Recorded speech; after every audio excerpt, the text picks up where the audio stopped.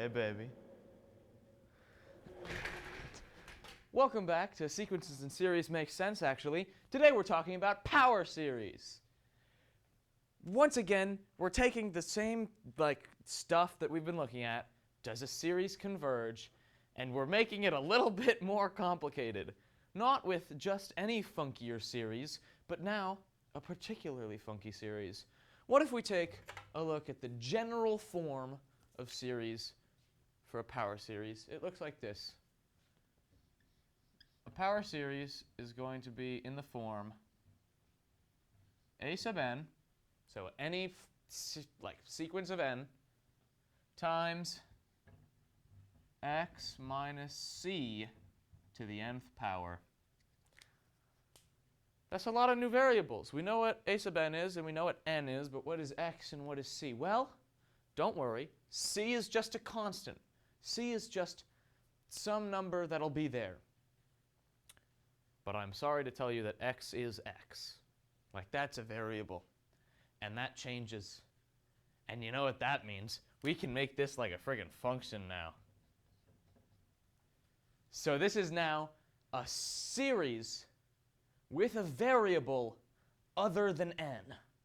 And so this is like you can plug in different x's and make the series do different things. It can converge to different numbers, like a function, or it cannot converge entirely, because what if you plugged in 1 billion? So the question now with power series is not, does it converge, but where does it converge? Let's look at an example. What if you had the very simple power series x minus 1 over 3 to the nth power. Now, well, I guess we're having the sum of that. Now, you'll say, that is not in the form that you just showed us. And yes, it is. There's just a little bit of math you got to do. But you see that it is a power series because you got that scary x in there still. So to put it in the form that I just showed you, a sub n times x minus c to the n, we're just going to factor out this 1/3 to the n, right? Because you can say that dividing by 3 is the same as multiplying by 1/3, and then you can distribute the n's out, and so you get this is equal to the sum of 1/3 to the n, which is an a sub n, like a series that we know. We've seen this before. And x minus 1 to the n. Now, this is a lot. This is something new. We don't really know what this does, but we know that it probably converges somewhere, because this is a geometric series with r equals 1/3. And this doesn't look too menacing if it's small. So this probably converges somewhere. The question is where. And I chose this series because this is one, in this form, that we can look at and probably guess. If this is all raised to the nth power, that means it's a geometric series where this is the ratio. And we know that this converges when the ratio is less than 1. And so when x minus 1 is less than 3, or like the absolute value, right, because it can be positive or negative, when x minus 1 is less than 3, then we know that this converges. And so technically, we know that this converges when x is probably somewhere around the range from 4 to what is like -2. That seems to make sense, but that's just my guess, and that's what we can see. That's like kind of what you can understand just by looking at this one. And that's a good example of how these work, right? Like these are series that we understand and know about, but there's this variable, so we're asking where do they converge.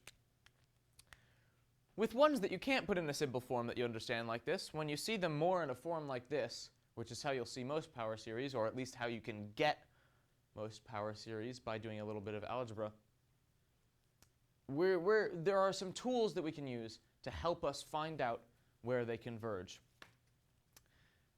Now, all power series converge on a bit of a spectrum, right? Like there are going to be some values of x for which they converge, and they're going to be symmetrical, which is interesting. Notice, here I'm going to draw a little number line. If I'm putting 1 right here, remember in our form, this is in the form, I'm going to put this in brackets.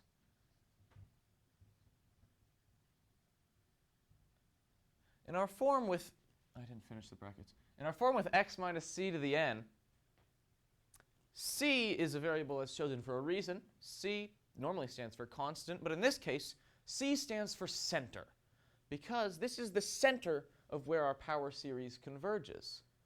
If you think about it, when we set x to our center of 1, 1 minus 1, doesn't matter what power it's raised to, doesn't matter what it's multiplied by, is 0. And the sum of an infinite list of zeros is 0. And that's true of any value of c for any power series, right? If we plug in c here, we're getting 0 raised to the n multiplied by something. And so it's always going to be 0. And so every single power series, no matter how funky, converges at its center. And that is why it's called the center of the power series. So 1, in this case, is our center. I didn't finish the word. And we could say that it converges there. And now there is going to be some interval on either side of the center that this converges on. We can say that it converges here. And it converges there. And then there are going to be some endpoints where it may or may not converge. And then there is stuff over here. And outside of this area, it diverges. Let's think like at 10, and anything bigger than 10, there's no way this converges because it's always going to be huge. Same thing with like -7, right? Anything within this area will converge absolutely, and anything outside of it will diverge. And we can think about this. These little areas, these little places which it converge, they're called the radius of convergence. It's called a radius because since it's symmetrical on both sides, you can think of it, I'm going to erase this center, this is C. You can think of this as like a circle where when you're this distance from the center, your power series converges.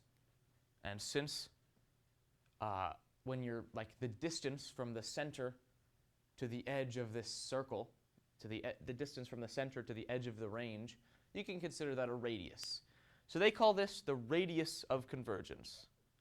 And so any number within this radius of convergence, R, is going to converge. Anything outside of it is going to diverge. And then there's these little endpoints, which are kind of weird, and they represent special edge cases that could go either way. And you're going to have to solve for those separately. But let's think about those later. So if you understand why it's called a center, because it's like the center of this convergence circle, and why it's called the radius of convergence, because it's the radius of this convergent circle, then you can understand like the range in which this funky little X series converges. And of course, this is the number line for X, if I didn't make that clear. Now, how do we find, we know how to find the center, it's right there, it's in our form. But how do we find this radius? How do we know how big this circle is? Now the radius, we know what the radius is by this equation. We know that the absolute value, because it's on either sides, x minus c is always less than r.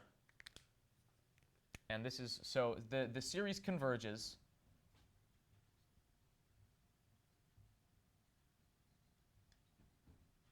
this series converges, all power series converges when x minus c is less than the radius. Now that doesn't really tell us anything. That just kind of defines the radius. It says it converges within this boundary.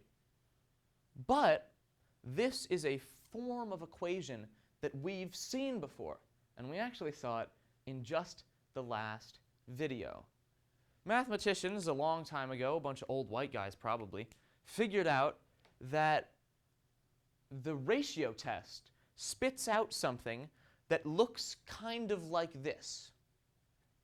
And you can manipulate that answer with the ratio test to give you an equation that looks like x minus c is less than some number. And so we can use the ratio test to find the radius of a power series. Let's try that out. With our example, we can take, I don't want to erase all this, but I'm going to. No, I'm not going to. The ratio test is the limit as n approaches infinity of the absolute value of a to the n plus 1 over a sub n. And this has to be less than 1 for it to converge. And you see how this already looks pretty similar to this over here. We just don't have our x's and our c's. But if we plug in our power series, we've got our x. So if we make this into, let's get rid of the is less than 1 for now. This equals the limit as n approaches infinity of our a sub n plus 1 is 1/3 to the n plus 1. I made it so big. That's fine. Times x minus 1 to the n plus 1 divided by 1/3 to the n times x minus 1 to the n. And notice how with the way that a power series is defined, with the way that we set up this format, x minus c is always raised to the nth power. And notice how when you do the ratio series on something raised to the nth power, that cancels out super neatly. So this something x minus 1 raised to the n plus 1th power divided by x minus 1 raised to the nth power is just shoop, shoop, x minus 1 to the first. And so no matter what the power series is, that cancellation is going to happen. And then you're left with, in this case, this is going to be 1/3, or I suppose, I'm going to get on the floor. Can you still see me? Yeah. Cool. The limit as n approaches infinity of 1/3, because our n plus 1 divided by our n makes 1. 1/3 times x minus 1. And now you can see that none of this involves n. But that's because we used a really simple series. And so if we pretend that in a general series, instead of having this 1/3 stuff, you can see that in our general series, this part could just be anything. Right? Like if this was just some a sub n plus 1, and this was just some a sub n, you're going to get some big wacky thing when you try to divide them. It's not always going to come out cleanly. And so you're going to get this wacky thing that I'm going to represent by some wacky blobby shape. And you're going to end up with this limit as n approaches infinity of the absolute value of some wacky blobby thing times x minus the center. I'll put this back in general terms, I suppose. Then you can notice, hey, wait a minute. X minus c has nothing to do with n. As n approaches infinity, x minus c stays the same. There's no n in that. And so we can actually pop that right out. And we're going to get, I'm going down here now, the absolute value, right? Because you have to keep the absolute value, but you can pop it out of the limit of x minus c times the limit as n approaches infinity of our funky blobby equation has to be less than 1, because that's when it converges. And then you see that you just divide this limit, which will be a number, or it could be infinity, depending on what your funky blobby equation is, but hopefully it's a number. When you divide your number, divide both sides by your number that you get from your limit equation, then you're going to end up with this formula of x minus c is less than some constant. And that constant is your ratio of convergence. Now, I was pretending that was an example, but I didn't actually use any numbers. So if we go back to like the simple example of our 1/3, and we didn't have, before I decided to throw you all off and put in the blobbies, we had the limit of 1/3 times x minus 1. And now we could pull out the x minus 1 because it doesn't have an n in it, but the 1/3 doesn't have an n in it either. And so this limit is basically useless.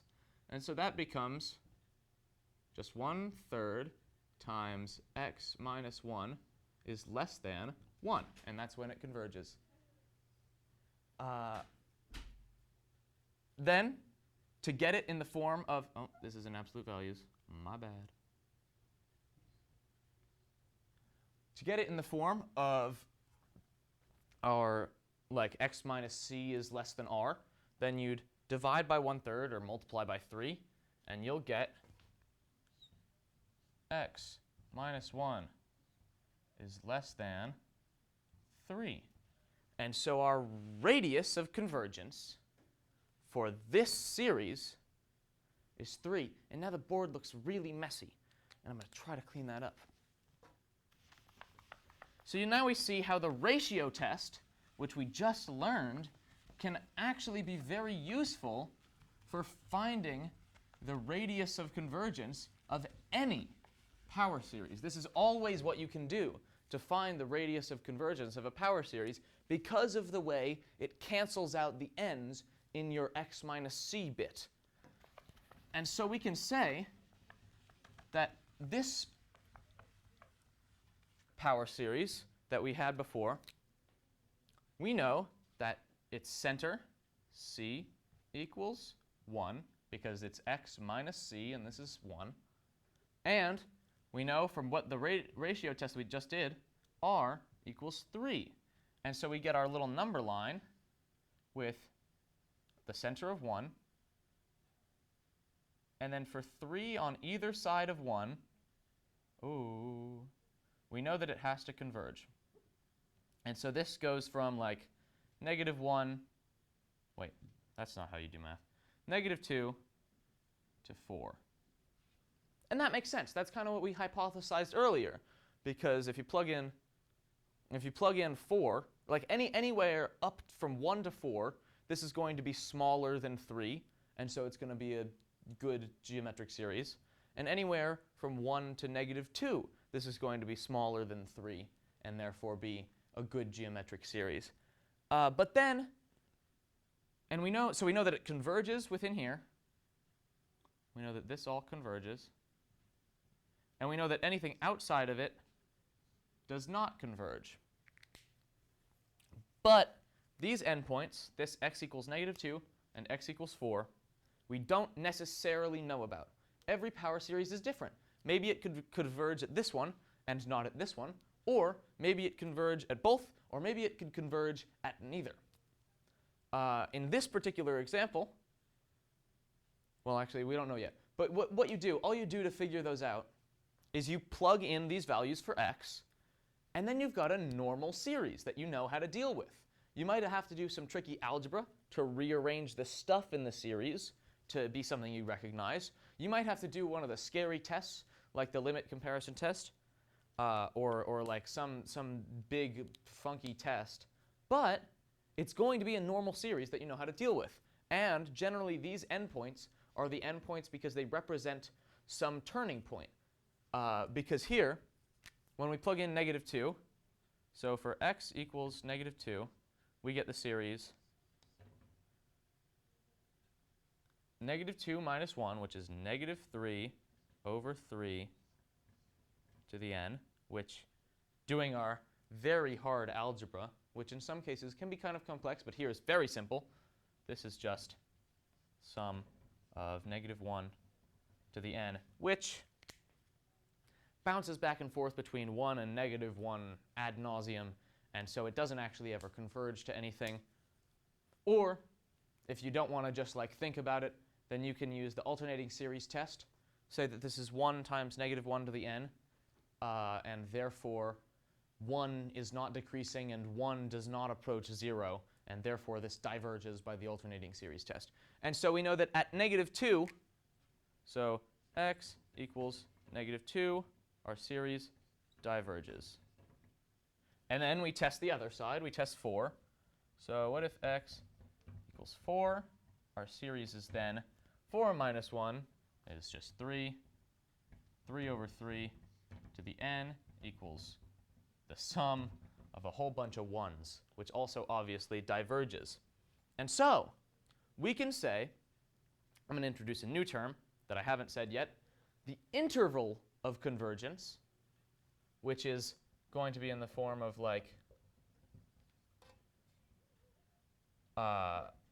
it's like a range, because this, we've got the center and we've got the radius, which is how far on either side of the center, but we haven't defined the interval, like the domain of our function. And so the interval of convergence of this power series, the domain of our function, is it doesn't converge at -2, and so x has to be greater than -2, but everything between -2 and 1 converges, and it has to be less than -4, but does not converge at -4. And so this right here we'd call our interval of convergence. And so sometimes, depending on how these endpoint tests go, maybe sometimes it'll be you can converge anywhere greater than or equal to -2. Sorry, this is not -4, this is 4. Or possibly greater than or equal to, wow, I've really written this all wrong. This is what I meant to write. I meant to write this, where it's greater than -2 and less than 4, so it represents this region. Sorry. And sometimes it might be greater than or equal to -2, or greater than or equal to 4. But right now, since we did these tests and saw that it diverges at our endpoints, this is our interval of convergence. And that would be the answer to a question that asks, where does this converge? Now, why do we care about this? Like, why would we shove x's into something we already know how to deal with and try to figure out what the value of x would be so it converges? Well, now we've basically got a function with just a very limited domain. And that will become very, very interesting within the next couple videos, because it's super useful for, get this, approximations. Because infinite series, I don't know, I guess they mean stuff. Next week, or the next couple of videos, we figure out really why infinite series are useful to calculus and useful to math as a whole. And it is very greatly due to this fact that power series give you this little function with a small domain called your interval of convergence. Power series makes sense, actually.